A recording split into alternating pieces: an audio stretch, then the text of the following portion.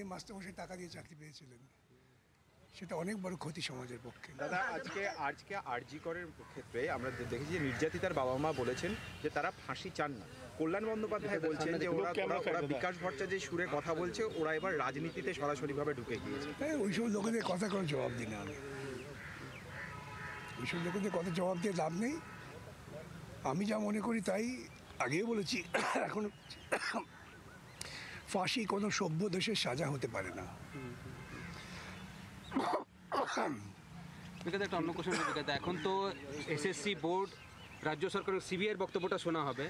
অবশ্যই যদি পুরনো স্ট্যান্ডে থাকে, আপনার কি মনে হয় সেগ্রিগেশন সম্ভব? কেন কি বারবার হচ্ছিল কি এসএসসির কাছে যা ডেটা রয়েছে এবং সিবিআই যা তদন্ত করেছে তার বেসিসে একটা ফিগারও আসছিল 8.5 মতো এরকম একটা টেন্টেড তাকে আইডেন্টিফাই করা সম্ভব।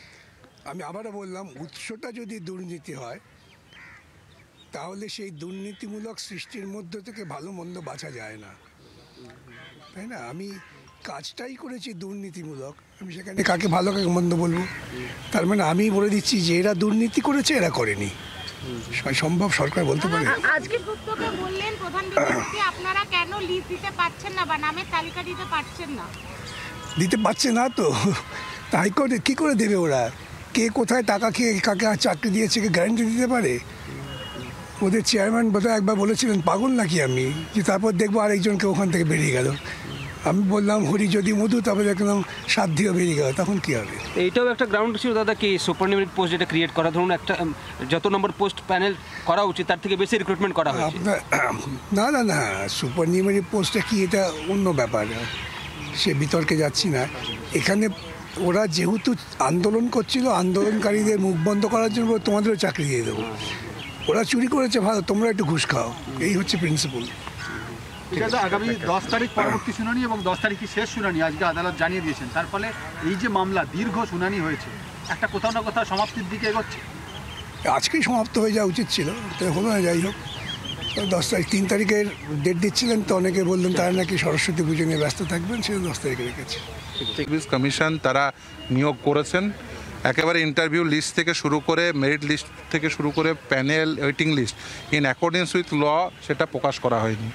এছাড়াও অ্যাপার্ট ফ্রম দ্যাট, যে কথা বলছেন after expiry of the panel, শুধুমাত্র ওই 8 ফেজের কাউন্সিলিংয়েই শুধুমাত্র কিছু ক্যান্ডিডেট অ্যাপয়েন্টমেন্ট পেয়েছে, তা তো নয়।